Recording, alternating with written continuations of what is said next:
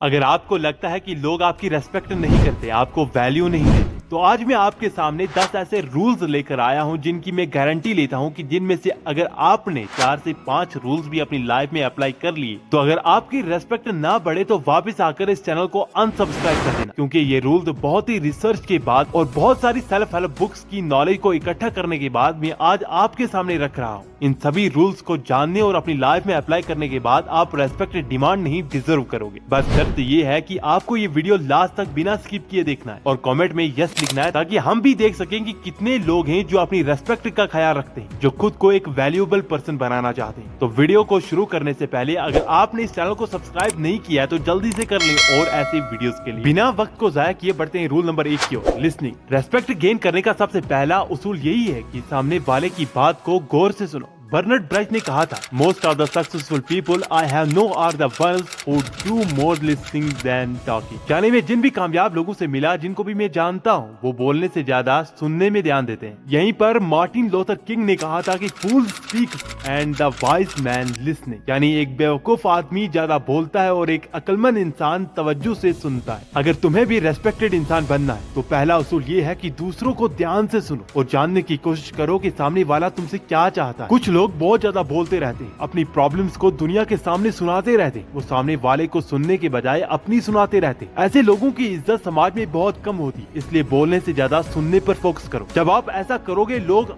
आप पर ज्यादा ट्रस्ट करेंगे और आपके साथ अपनी बातें शेयर करना चाहेंगे। आप भी जिस भी इंसान पर ट्रस्ट करते हो, आप उसकी रेस्पेक्ट करते हो। इसलिए रेस्पेक्टफुल बनने के लिए जरूरी है कि दूसरों के लिए ट्रस्टेबल। Number 2, less reactive. अपनी बेइज्जती पर रिएक्ट करना बंद कर दो। जब आप किसी की छोटी सी बात से गुस्सा हो जाते हो तो सामने वाले का तो यही गोल होता है कि जब वो कुछ गलत बोले, आप भी यहाँ से गलत बोल, उस पर चिल्लाओ। लेकिन जब आप इसका उल्टा करते हो, जब आप बिल्कुल शांत हो जाते हो, उल्टा मुस्कुरा देते हो, तो आपको बेइज्जती करने वाला बंदा बेइज्जत हो जाता है और देखने वालों के नजदीक आपकी रेस्पेक्ट बढ़ जाती। Number 3, speak slowly. आराम से बोलिए, धीरे बोलिए। हड़बड़ाहट में बोलने वालों की इज्जत हमेशा कम होती है, वहीं पर आराम से सोच समझ कर बोलने वालों की हर जगह इज्जत मिलती है। जो भी इंसान अपनी बातों को सॉफ्ट तरीके से प्रेजेंट करना समझ गया ना, उसके लिए सामने वाले के दिल में एक सॉफ्ट कॉर्नर बन जाता है, जिससे उसके दिल में इसके लिए रेस्पेक्ट पैदा होती है। इसका मतलब ये बिल्कुल भी नहीं कि आप इतना आराम से बोलो कि सामने वाले को समझ ही ना आए, बल्कि अपनी बातों के फ्लो को धीरे रखिए। सोच और समझ कर बातों का जवाब दीजिए, अपनी बातों को softly present. Number 4, B punctual. अगर आप एक पंक्चुअल इंसान नहीं है तो कोई भी इंसान आपकी रेस्पेक्ट नहीं करेगा। आप इमेजिन करो जरा, आपका कोई रिलेटिव, कोई दोस्त आपको किसी पार्टी में इन्वाइट करता है, वहाँ पर आप हमेशा की तरह देर से पहुँचते हो, तो सामने वाले को क्या लगेगा कि इसकी नजरों में हमारे वक्त की कोई अहमियत ही नहीं है, कोई कदर ही नहीं है, शायद इसीलिए आप देर से आए हो। इससे सामने वाले की नजरों में जो आपकी इज्जत थी वो भी कम हो जाएगी। इसी तरह आप किसी ऑफिस की मीटिंग या डायरेक्ट ऑफिस में देर से जाते हो तो वहाँ पर आपकी कोई इज्जत नहीं रहेगी, चाहे फिर आप कितनी टैलेंटेड और अक्लमंद क्यों ना हो। क्योंकि जो इंसान अपने टाइम को मैनेज करना न जानता हो, ना वो किसी के लिए कीमती हो सकता है और ना किसी के लिए रेस्पेक्टफुल। अगर इज्जत चाहती हो तो अपने टाइम को मैनेज करना सीखो, ताकि सामने वाले को लगे कि आपकी नजर में भी उसकी वही वैल्यू है जो उसकी नजर में आपकी वैल्यू। जब भी आपको कोई काम दिया जाए, कोई प्रोजेक्ट दिया जाए, उसको वक्त से पहले कंप्लीट करके दो। अपनी वक्त को मैनेज करो, इससे तुम एक वैल्यूएबल और एक कदर रखने वाले इंसान। Number 5, hide your weakness. कभी अपनी कमजोरी को किसी को ना बताएं, वरना आपकी वीकनेस आपकी रेस्पेक्ट को खराब कर सकती है। क्योंकि जब आपके बारे में किसी को सब कुछ पता चल जाता है, फिर वो आपकी कमजोरी को आपके खिलाफ भी इस्तेमाल कर सकता है। इसलिए आपकी जो भी कमजोरी है उनको दूर करने की कोशिश करो, न कि हर किसी को बताते फिरो। इसे आप खुद ही अपनी वैल्यू कम कर देते। अपनी रेस्पेक्ट बढ़ानी है तो अपनी कमजोरियों को जाने, उन पर काम करें, उन्हें दूर करने की कोशिश करें, ना कि लोगों को बताते। नंबर 6,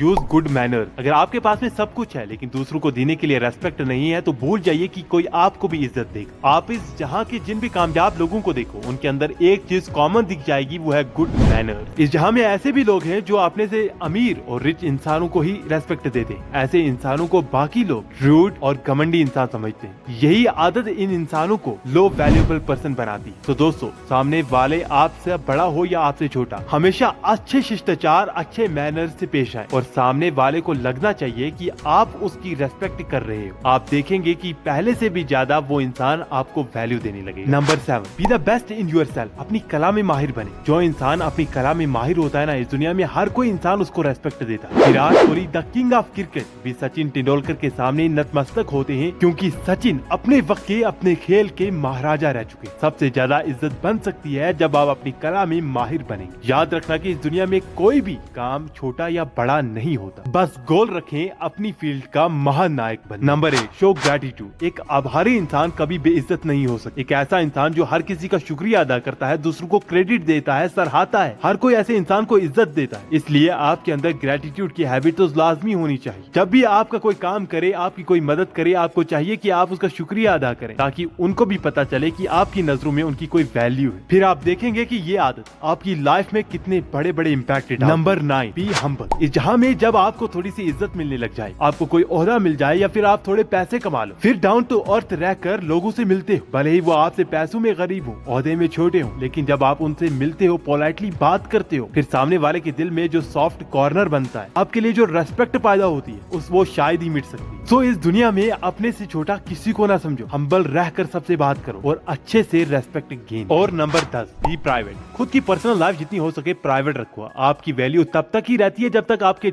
पत्ते छुपे रहते हैं। लोग तब तक ही आप में इंटरेस्टेड होते हैं जब तक आप अपने आप को प्राइवेट रखते हो। और जब आप अपने आप को एक्सपोज कर देते हो, खुली किताब की तरह सबके सामने नजर आ जाते हो, लोग आपकी असलियत को जान जाते हैं। वो उनका इंटरेस्ट भी आप में कम हो जाता है, उनकी क्यूरियोसिटी भी कम हो जाती है। वो आपको उतना अटेंशन नहीं देते जितना वो पहले दिया करते थे। इसलिए जितना हो सके प्राइवेट रहें। अपनी पर्सनल लाइफ को लोगों के साथ शेयर न करें, फिर आपकी रेस्पेक्ट भी की जाएगी और लोग आप में इंटरेस्टेड भी रहेंगे। मुझे उम्मीद है कि इस वीडियो से आपकी लाइफ में कुछ वैल्यू ऐड हुई होगी। नीचे सब्सक्राइब का बटन रहेगा, उसको दबाकर हमारी इस छोटी सी फैमिली में जरूर जुड़े। मिलते हैं नेक्स्ट वीडियो में।